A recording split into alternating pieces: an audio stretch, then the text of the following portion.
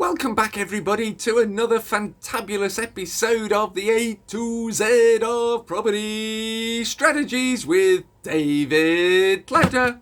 And the wonderful Mr. Andrew Roberts. Well, thank you, David. What have we got today? Get on with it. Stop delaying. You're making me a bit short, you are. Yeah, that and it just so happens that we're going to talk about short leases, Andrew, which are usually flats, very often flats, which maybe, I don't know, have considerably shorter time on the lease than any sort of mortgage company would entertain. I saw one a couple of years ago. It was round the corner from Harrods in Knightsbridge, and I think it had 4 months on the lease. And you could have stayed for the asking price. You could have stayed at the Dorchester and been waited on hand and foot. And this flat was in a terrible condition. So I doubt that anybody would have gone for that. Well, I mean, I always try and keep my dog on a short leash too. So there you go. Jokes for the day over, guys. Sorry. So anyway, on a slightly more serious note, the traditional strategy with one of these is to you're in a situation where the vendor needs to sell, but hasn't really got the money to extend the lease. So the trick that we pull, or the strategy that we follow, if you prefer, is that and see, this vendor will need to ask the freeholder to extend the lease, because you've got to wait a while. I think it's 2 years before you can do it. So as a buyer, you want to buy that property with the longer lease. So we do a sort of a back-to-back type deal where the owner, the current owner, asks the freeholder to extend the lease, to which they agree, and then all the machinations for extending the lease carry on in the normal fashion. But of course, it doesn't get extended until it's yours. It gets extended kind of simultaneously with it becoming yours, and then suddenly, again, rabbit out of a hat, you've increased the value of this property by possibly tens of thousands of pounds. Yeah, I mean, it's a good one to be aware of. There's a lot of pitfalls, and what we're talking about is not a 6-month AST or a 12-month AST. We're talking about long leases which have run short.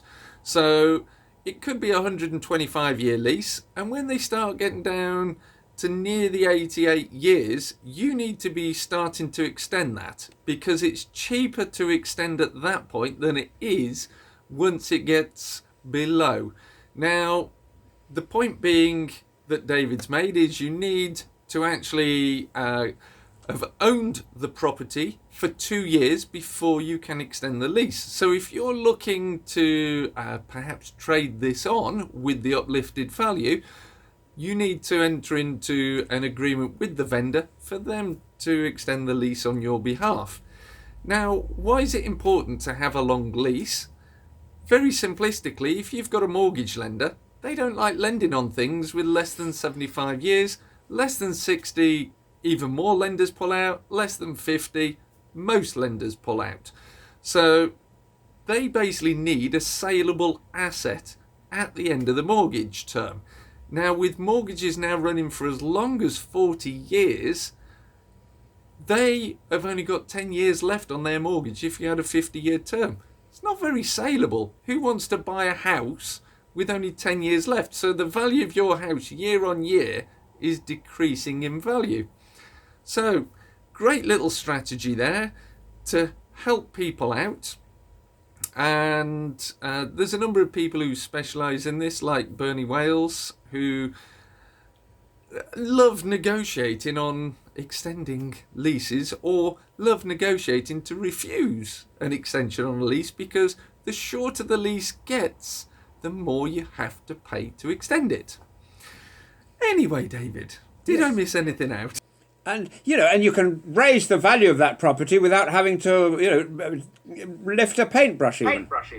Yeah, it's just a paperwork exercise. Absolutely. And there are a lot of those in property, and I'm sure we'll talk about some more of them further down the line. Another little thing here, which is quite an interesting one that we have to talk about today, is short-term finance. Ooh. So what do you define as short-term finance? Buy the house on a credit card? Buy it on bridging? Well, Perhaps use your overdraft? isn't that an interesting thing, actually? Because there's three. There's three just to be starting out with. And back in the day, I know of people, I never did it myself, I know of people who did, if you like, buy a house on credit card. And they would borrow against their card and use that for the deposit until, or take out a kind of a loan which they told the bank was for a car or something, and then use it to buy a house. Now, I think nowadays those loopholes no longer exist. And rightly so. So whilst I was at the lender, I was involved in establishing or completely ripping up the rule book as we knew it back then.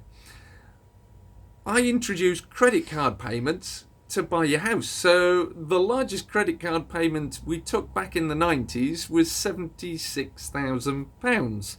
I was involved with the land registry, creating the online land registry in order to speed up the conveyancing process. So these are things which I know a little bit about, and certainly buying houses on credit cards, I was instrumental in enabling that to be literally done with the solicitor, or alternatively, as David has suggested, you could use the cashback drawdown facility to withdraw cash to spend as a deposit for your house. So carry on, Dave. But interesting, and I had no idea about that. Interesting that, you know, a bank might, and I know somebody who did this, where they wanted to borrow a personal loan to put as a deposit on the house, and the guy from the bank said, no, I can't do that, but tell you what, call me back in 5 minutes and tell me that you want to buy a car. And which indeed happened. Again, it wasn't me, and this happened to this fella, and so he rings up the same guy in the call centre, and he says, what do you want? I want to buy a car. Certainly, sir. How much do you want? 20 grand, no problem. And then he allegedly used that as a deposit on a house. So that's an interesting thing as well, isn't it? Yeah, I'm not sure I would. I wouldn't endorse that. No, I wouldn't lie to a bank. Absolutely not. No.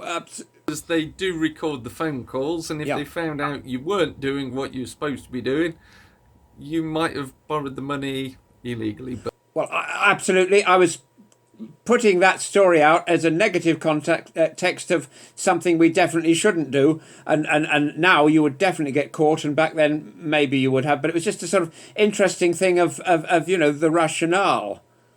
Yeah. Well, David, would you lend me 20 grand? I need to borrow it for a couple of months just for a deposit, and once I've refinanced, refurbished and extended the lease, I can pay you back by refinance. Sounds good to me. That's 1% a month. Okay, that sounds like another version of short-term finance that we've just covered there. Absolutely, the bridging loan, and it's a way that can make property deals work in a quite legitimate manner. Property deals that wouldn't otherwise come together, and so you can get properties which are, for a variety of reasons, unmortgageable. Very often these reasons are pretty minor, like it doesn't have a kitchen. You know, how long does it take to put in a kitchen? Even I could put in a kitchen, and it would take me a bit longer, but you know, it might take me a month, it might take a tradesperson a day. And so, you know, why does that make it unmortgageable? Because it's not fit for habitation. That's the kind of theory behind all this. So if we can find someone who's got a different attitude to risk, they can lend us that money. We can make that property mortgageable by doing those small changes, and then the value of that property lifts because it's not only open to kind of people who know the ropes like us, it then becomes open to general kind of retail property type buyers. So you can see why that happens. And my understanding is that in the buy-to-let sector, there are products now which are called bridge-to-let, where with the same lender, you can have a loan at a higher rate of interest for a slightly riskier thing, and then they'll send their value around again when you've done all the works that have been agreed, and it becomes a standard property.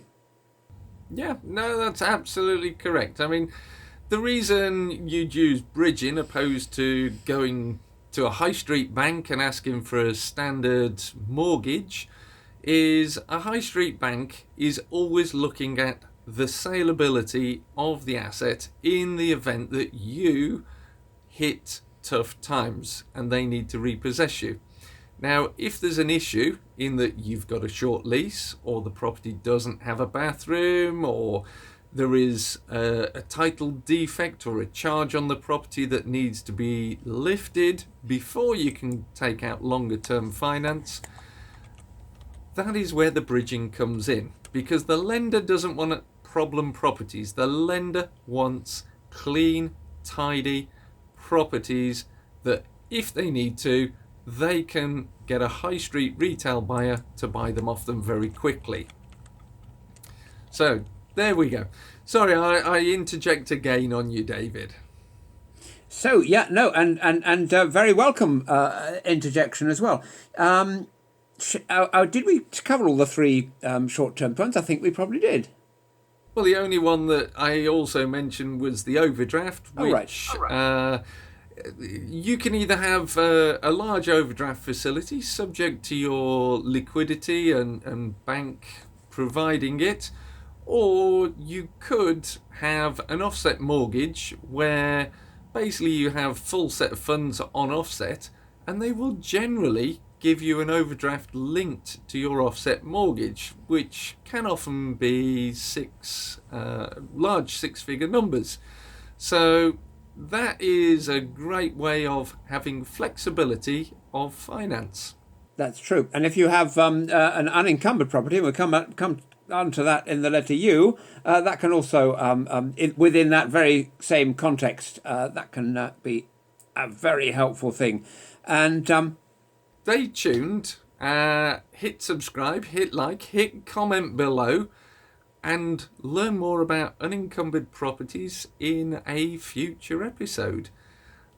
Thank you everyone for staying with us, and David, thank you once again for sharing your knowledge, because we've come to the end of our 14 minutes today where unfortunately we could only slot that in. So we've got to go, so it's goodbye from me. And it's goodbye from me, and it's probably time to wish everybody a Happy New Year. Happy Christmas, Happy New Year.